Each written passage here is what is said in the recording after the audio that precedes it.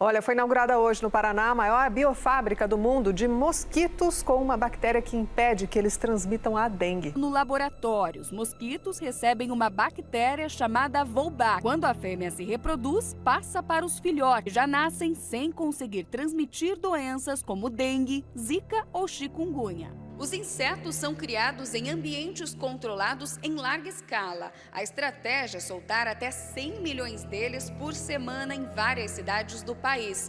Quem define para onde eles vão é o Ministério da Saúde.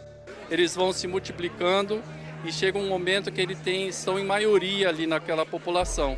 Eles substituem a população local e o que a gente espera depois é uma redução na incidência das doenças como dengue, zika e chikungunya.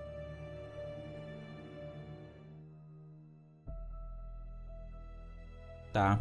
E se eu te dissesse que uma das maiores pesquisas do Brasil na área da saúde teve um resultado um tanto quanto duvidoso? A promessa era clara: combater a dengue. Meses depois, o país viveria a maior crise de zika e chikungunya da história. A ciência chama de coincidência, mas e se não for coincidência?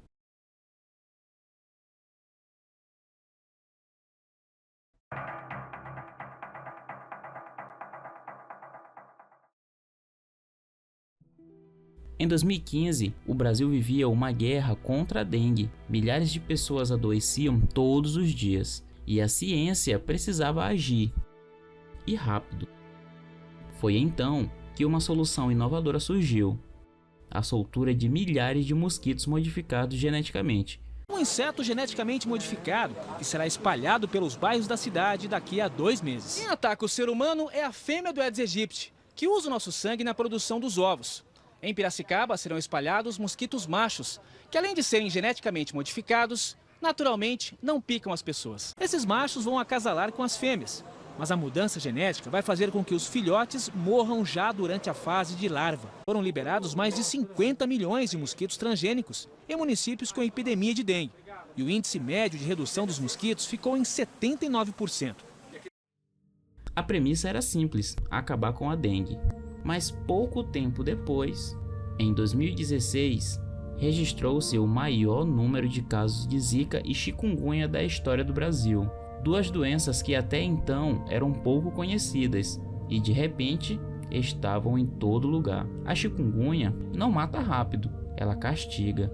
Dores intensas nas articulações, febre alta, inchaço, manchas pelo corpo e náuseas. Em alguns casos, a dor dura semanas, em outros, meses e, para algumas pessoas, anos. Há relatos de pessoas que, mesmo depois de 9 anos, ainda sentem dores em algumas partes do corpo, principalmente mulheres. Não existe tratamento específico para essa doença, apenas remédios para aliviar os sintomas e a prevenção de novas picadas com mosquitos contaminados.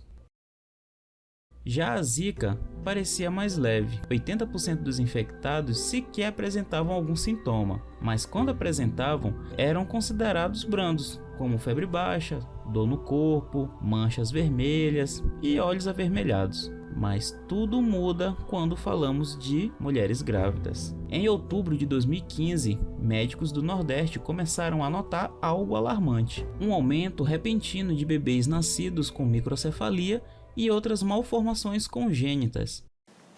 A cidade de São Paulo registrou os 2 primeiros casos de microcefalia com suspeita de relação com o Zika vírus. As gestantes vieram de Pernambuco e da Paraíba, estados com o maior número de bebês com a doença. Em novembro de 2015, o Brasil declarou emergência em saúde pública de importância nacional. A Organização Mundial da Saúde declarou o vírus da Zika uma emergência global, o mesmo nível em que foi colocado o Ebola nos últimos anos. A medida vai acelerar o combate ao vírus. O país entrou em estado de alerta. Foram 18 meses de medo, de incerteza, de aflição. Os casos só começaram a ser controlados por volta de 2017. E o estudo sobre o mosquito transgênico? Aos poucos, foram desaparecendo das manchetes. A mídia parou de tocar no assunto e as discussões sobre isso cessaram. como se nunca tivesse acontecido. Em 2023, Niterói se tornou a primeira cidade de grande porte do mundo com 100% do território coberto pelo método Wolbachia. No ano seguinte, a cidade apareceu entre as 5 mais afetadas pela epidemia de dengue, cerca de 93 mil casos, em um total de 6 milhões de casos prováveis no Brasil.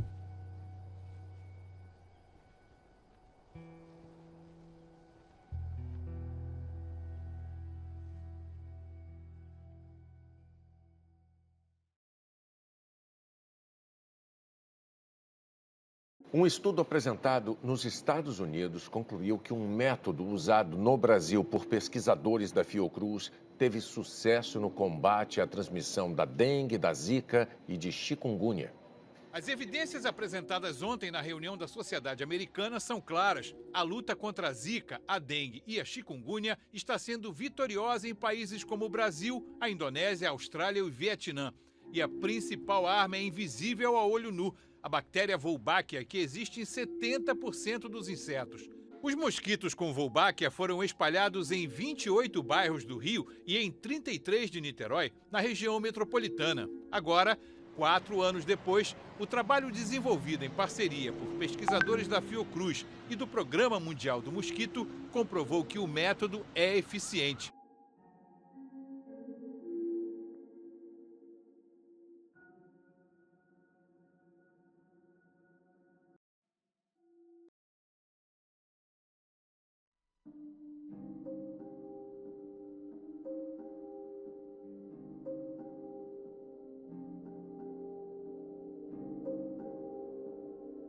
Com o passar dos anos, novas soluções surgiram, entre elas uma vacina contra a dengue. Autoridades garantiram a segurança, a mídia reforçou a confiança, mas, mesmo assim, a adesão foi muito baixa.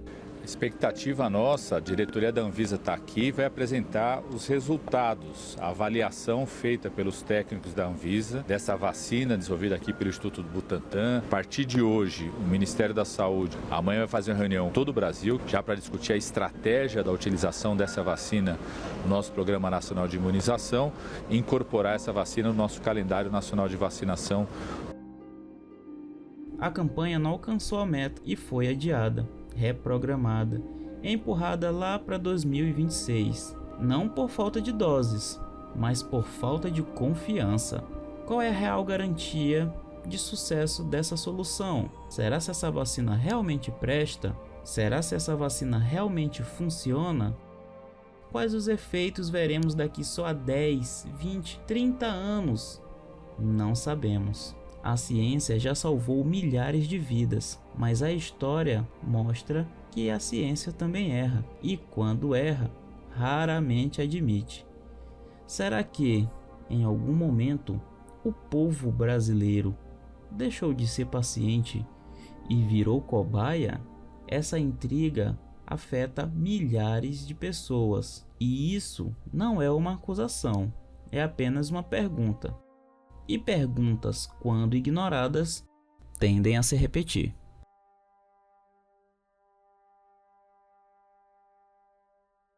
Se você assistiu até aqui, não esqueça de deixar o seu like, comente se você também se lembra do mosquito transgênico e até o próximo vídeo.